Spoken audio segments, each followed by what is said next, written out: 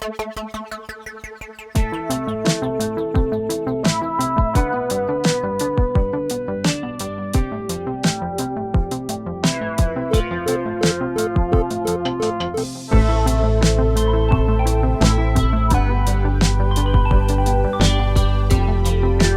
líneas. Un día más os damos la bienvenida a este espacio donde, entre líneas, tratamos de desvelar las representaciones de género que nos rodean. En este podcast exploraremos los estereotipos y los sesgos presentes en los medios de comunicación y la publicidad. Hablamos de las mujeres que no están y de las iniciativas que pueden cambiarlo. En el episodio de hoy nos centraremos en cómo los medios de comunicación construyen la imagen de la diversidad étnico-racial, cómo aparecen representadas las mujeres racializadas en los medios y cómo no aparecen. Para profundizar en estas cuestiones, contaremos con la presencia de una experta que nos ayudará a analizar estas representaciones y hablará de fórmulas e iniciativas que buscan derribar estas barreras. Ella es Josie Ledesma, periodista de formación, técnica de integración social en la ONG ACEN y la mitad de Malhumoradas, un magazine social con mucho humor de Quack FM. Buenos días, Josie, y gracias por participar en este podcast. Buenos días, Teresa. Gracias por la invitación. Bueno, para comenzar, cuéntanos, ¿quién es Josie Ledesma? Pues mira, Josie Ledesma, o Josie Atillo, como me pueden conseguir en redes sociales, es una dominicana que emigró ya hace 18 años, cumplí la mayoría de edad hace poquito aquí a Galicia, específicamente a Coruña, que traía en su mochila pues una carrera de comunicación social y que traía de la mano a su hija de 3 años y que en el momento de cruzar Barajas era una persona llena de seguridad, muy segura de los conocimientos que había adquirido a nivel profesional y académicos. Y una vez pasé por Barajas, entonces comencé a descubrir que habían otras Yosis que ya se me habían asignado otros roles en la comunidad, en España especialmente, y que tendría que aprender a quitar capas para volver a encontrar la Josie que salió de República Dominicana. No sé si me estoy liando mucho con esta explicación, pero en principio esa es la Josie que estás hablando con ella ahora. Está todavía quitándome capas de encima de todos esos prejuicios y etiquetas que pasé de ser una profesional con reputación, reconocimiento, a una inmigrante de mierda, como se suele decir. No sé si aquí en el podcast podemos decir palabrotas, pero bueno, ya me entiendes. Bueno, pero cuando entonces llegas a España, ¿no? Y aparte, como en tu caso, profesional de los medios de comunicación, ¿y cuál es, aparte de tu sorpresa social, cuál es tu sorpresa de cómo te ves o cómo no te ves reflejada en los medios? Cómo nuestra sociedad, que a lo mejor consideramos que puede ser más o menos abierta, de repente es mucho más limitada de lo que pensamos. Mira, lo primero fue difícil, sobre todo esa parte cuando te dice un funcionario de educación que tu formación aquí no vale nada y te lo dice tal cual. Fue uno de los momentos más difíciles, porque inicialmente tú no eres consciente de por qué te pasan las cosas. Eso yo lo fui aprendiendo con el tiempo. Yo simplemente llegué aquí a continuar con mi vida, a continuar con lo que yo entendía que tenía que ser, eh, proyectarme y tener una familia.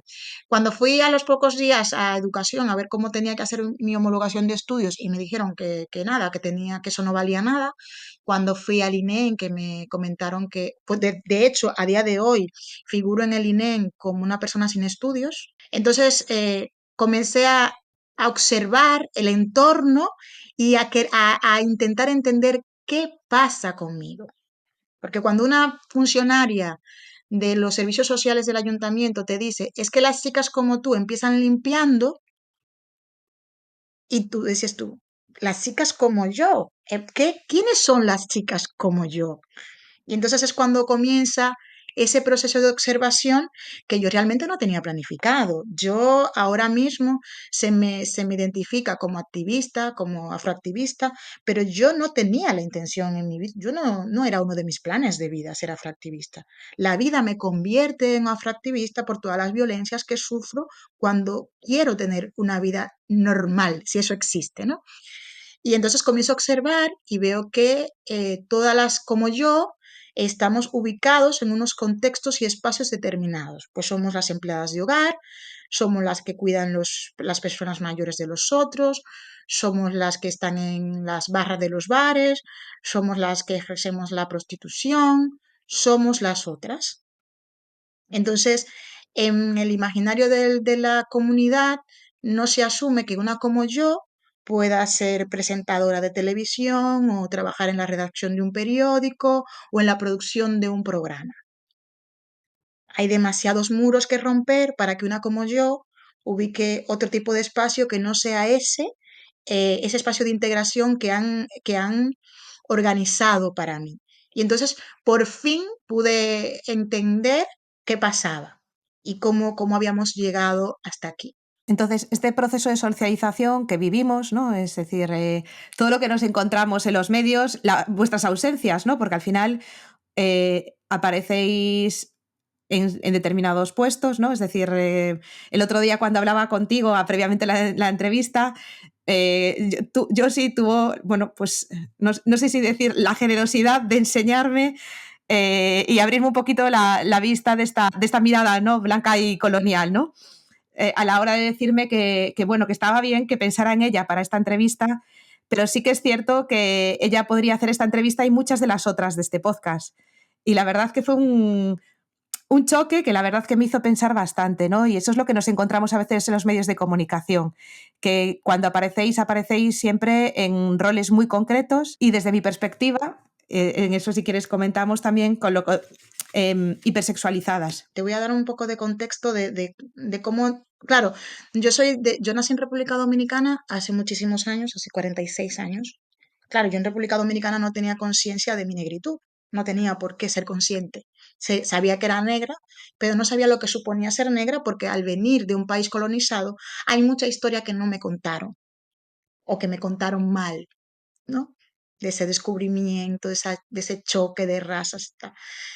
Claro, cuando llego aquí me sorprende lo primero el gran desconocimiento que hay del país y del lugar donde vengo cuando nosotros a ustedes los tenemos tan presentes en nuestro día a día.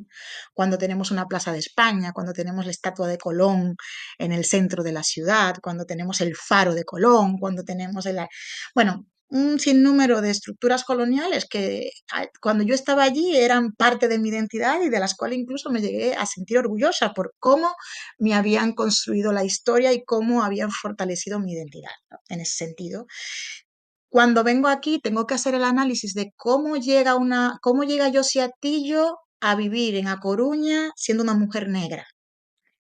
Y llegar a entender que para que eso pasara, un grupo de personas, un grupo específicamente centrándonos en mujeres, un grupo de mujeres tuvo que ser secuestradas en África, trasladadas como animales, llevadas a América, violadas, explotadas, vejadas, para que años después yo pudiera tener esta conversación contigo, ¿no?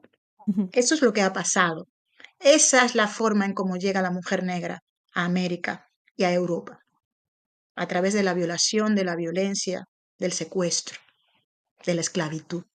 Cuando tú deshumanizas un grupo, el que sea, de manera consciente o inconsciente, yo creo que fue de manera totalmente consciente, pero hay todavía quien sigue haciendo esas cosas y no sabe que las hace. Humanizarles después es muy complicado, porque ese grupo tiene que demostrar, está en un constante demostrar que merece confianza. Las de fuera estamos en un constante demostrar que no venimos aquí a aprovecharnos que no queremos algo a más, que no somos. Entonces, claro, yo me sitúo en esa situación y descubro eso y yo, me rompió los esquemas, me rompió la cabeza y yo, esto es lo que pasa inicialmente. Y luego, cuando aterrizamos más y vemos por qué las como yo están tanto en los medios de comunicación como en nuestra vida diaria, en los cuidados, en los bares, en esos espacios. Entonces tendremos que volver a una historia muy reciente de los 90, cuando España entra a la Comunidad Europea, cuando se siente las personas españolas y gallegas que hay trabajos que no les representan y que no son atractivos para ellos, que alguien más tiene que hacer ese trabajo por ellos. Entonces, crean esas figuras de contingentes en origen y van otra vez a la búsqueda de esas mujeres pobres, ignorantes, porque ellos catalogan que son pobres e ignorantes, y las traen aquí a cubrir esos puestos de trabajo y tejen una red de leyes y normas que es como una maraña para que sea muy difícil salir de esos espacios de integración tan bonito que se dice esa palabra, ¿no? Esos espacios de inclusión donde tú perteneces allí, ahí. Cuando sales de esos espacios, entonces ¿qué haces? Eres rara, te miran extraño, ¿no? Y eso mismo es lo que ha estado reproduciendo durante todo este tiempo la radio, el cine, la televisión, los medios de prensa escrito, la academia. Desde persona que no te sientes representada en los medios españoles, no sé si fue uno de los elementos que te llevó a tomar ese papel de activista de las ondas en Quack FM. Eh, Pues mira, cuando yo llegué a Quad, yo venía de trabajar ya muchos años en radio comercial en República Dominicana. Yo hice más de 15 años de radio en República Dominicana, Ujú. pero no conocía el concepto de radio comunitaria. Realmente yo entré a Quad porque me invitó alguien, me pareció interesante y comencé a hacer radio. Pero luego todo lo demás se dio solo porque de repente tú eres la única figura con ciertas características en un espacio, que es lo que muchas veces nos pasa a muchas de nosotras. Somos la única persona racializada haciendo determinado trabajo donde normalmente la mayoría es la que es, ¿no? En el caso de la radio, inicialmente en Quad pasaba que al yo tener experiencia, no solamente me posicionaba como una de las pocas mujeres racializadas que hay dentro de los compañeros y compañeras de Quad, sino que llevaba la técnica a la mesa, porque ya venía con esa experiencia. Es como esas brechas, ¿no? Esos muros que ya hablando de género, que de repente, mientras se está hablando de contenidos o de organización, hay muchas mujeres, pero cuando se va a hablar de cableado, de botones y tal, entonces solamente quedan hombres. Entonces yo era de esas eh, mujeres que decían, no, no, es que en malhumoradas, si es malhumorada, si vamos a ser dos, nuestras mesas las llevamos nosotras y nuestra técnica la llevamos nosotras. Entonces, sin pretenderlo, se convierte en una forma de activismo, ¿no? Y de ser referente en espacios que, bueno, Ujú. que tú inicialmente haces porque te apetece y luego se convierte como una especie de responsabilidad social, ¿no? Sí, hasta el punto que organizasteis un encuentro de mujeres radialistas. El encuentro de mujeres radiantes es un encuentro que organiza ya la Asociación de Emisoras Comunitarias, la REM, y Quad es parte de Ujú. esa asociación.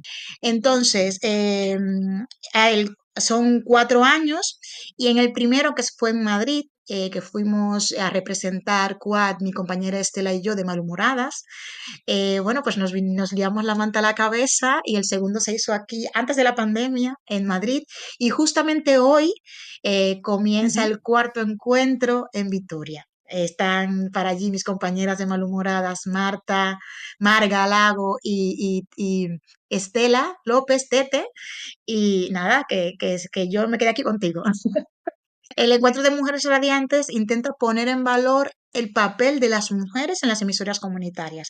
Es un proyecto muy bonito y que esperemos que, bueno, igual con suerte se vuelven a liar estas mujeres que son así bastante atrevidas, la manta a la cabeza, y lo traen el encuentro para aquí el año que viene y hacemos el quinto encuentro aquí en A Coruña la próxima vez. Pues a ver si es así. Bueno, y volviendo un poco al tema del podcast, bueno, realmente no nos desviamos tanto. Eh, iniciativas, aparte de malhumoradas, iniciativas que tú crees que están cambiando esta percepción que tenemos o esta presencia de las mujeres racializadas en los medios de comunicación españoles. Mira, a nivel local, tengo que siempre recoger el testigo de lo que fue Afrogalegas, que fue un proyecto en el que trabajamos desde el principio, cuando de alguna manera, durante una obra de teatro que vino a querer hacer Silvio Alberto Pale em, No es país para negras, que la trajo la Asociación Miraventos, surgió algo, se prendió una chispa y un grupo de personas que nos sentíamos igual de interpeladas comenzamos a trabajar. Cada una de las afrogalegas en la actualidad, aunque no estamos en activo como colectivo, está en sus propias trincheras creando contenido y creando formación e información. En especial, por ejemplo, te puedo comentar el trabajo que está haciendo Sonia en Sorracismo, que es la presidenta de Sorracismo, un trabajo súper interesante para recoger todas aquellas denuncias y situaciones de discriminación que hay. A nivel de medios de comunicación y de aprendizaje, hay unas chicas maravillosas y espectaculares que están haciendo un podcast que se llama Migrantes Anónimos, que está de verdad genial, recogiendo testimonios y, y- y aparte de trabajándolo desde lo maravilloso que es migrar y de lo maravilloso que es representar esa diversidad en espacios como este. Luego está el proyecto literario aquí en Galicia de Cintia Álvarez Palomino, periodista también, de mujeres negras que cambiaron al mundo, que ya en ese proyecto lleva tres obras, tres piezas. La primera, Mujeres negras que cambiaron la ciencia. Ahora acaba de sacar Mujeres negras que cambiaron Mujeres negras en la filosofía. Y luego sacamos hace poquito, que yo colaboro en ese proyecto, Yo Mujer Migrante, que es una recopilación de historias de vida de mujeres migrantes que viven en diferentes espacios de la geografía española. Y la verdad es que son trabajos que están muy bonitos y que además aportan mucho conocimiento a la sociedad, pero también del que puede beber la academia, que siempre tiene como muy claro quiénes son los observados y quiénes los observadores. Entonces, ya igual no hace falta eh, utilizar, instrumentalizar a las personas, ese conocimiento ya está escrito, por favor aprovecharlos y aprovechar esos proyectos y así un montón de cosas interesantísimas que se están haciendo. Bueno, pues tomo, apunto esta idea, esta reflexión y sobre todo en tono mea culpa también. Y nada, y ya para terminar, si nos Mira, podrías dar... cuando yo te comentaba el otro día, que era lo que decías, que yo te había dado como, te había hecho una puntuación, ¿no? Te dije, mira, el ejercicio para sacarnos los estereotipos y los prejuicios que tenemos tiene que ser algo muy consciente, da trabajito, se puede, pero da trabajo, claro. Lamentablemente, partimos de beber el conocimiento de donde lo hemos bebido siempre con la visión de personas muy concretas, que en este caso la mayoría han sido hombres europeos, que son los que han marcado el ritmo de la historia, no los que han hecho la historia. No son dueños de la historia, pero la han escrito y la han replicado. Y son esos tres señoros los que siempre van a marcar qué se hace bien y qué se hace mal. Y así siglos, llevamos, marcando los mismos pensamientos. Parece que nadie más pensó el mundo. ¿No? Y será porque mientras ellos lo pensaban o decían que lo pensaban, otros los estábamos construyendo, ¿no? Porque es muy difícil dedicarse a pensar cuando tienes que hacer, porque piensas mientras haces, no es que no pienses. Y debemos ser conscientes de que eso ha pasado. Debemos ser conscientes de que hay 4 señores o 5 que la academia se ha encargado de encumbrar, que no es que su trabajo no valga, vale muchísimo, pero que ha sido obstáculo y paraguas para que el trabajo de las demás no se vea.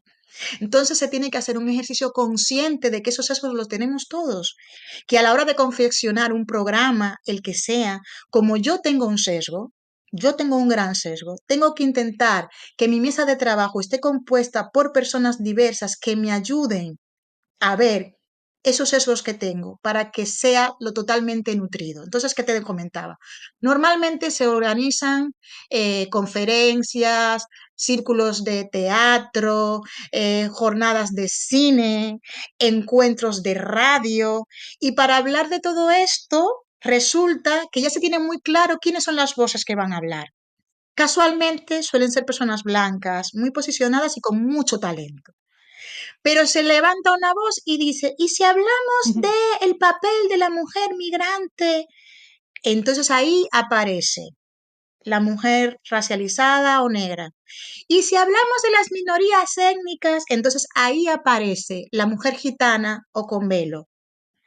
Y lo que no nos damos cuenta es que en esa intención de incluir de manera positiva, que lo es con muchas comillas, es que esas mujeres o esos hombres tienen la capacidad de hablar de cualquier otro tema, porque las mujeres migrantes, las mujeres negras, las mujeres gitanas son ingenieras, son abogadas, son profesoras, son pensadoras y han creado también este mundo, han construido este mundo y tienen derecho a hablar de la arquitectura, de la agronomía, de la ingeniería, de la comunicación. No solamente están validadas para hablar de discriminación y de racismo. Entonces, lo dejo como reflexión final. Muchísimas gracias por la invitación. Espero que se repita y que podamos continuar hablando más adelante. Bueno, pues muchísimas gracias por esta interesante reflexión y esperamos poder hablar, debatir en más ocasiones, porque la verdad creo que todavía nos falta bastante que aprender, bastante que aportar. Muchas gracias, Teresa. El podcast Entre Líneas pertenece al proyecto del mismo nombre financiado por el Instituto de las Mujeres y desarrollado desde la Universidad de Da Coruña por un equipo docente de varias disciplinas y universidades. Al micrófono, Teresa Piñeiro. Edición y montaje, MJ Pérez.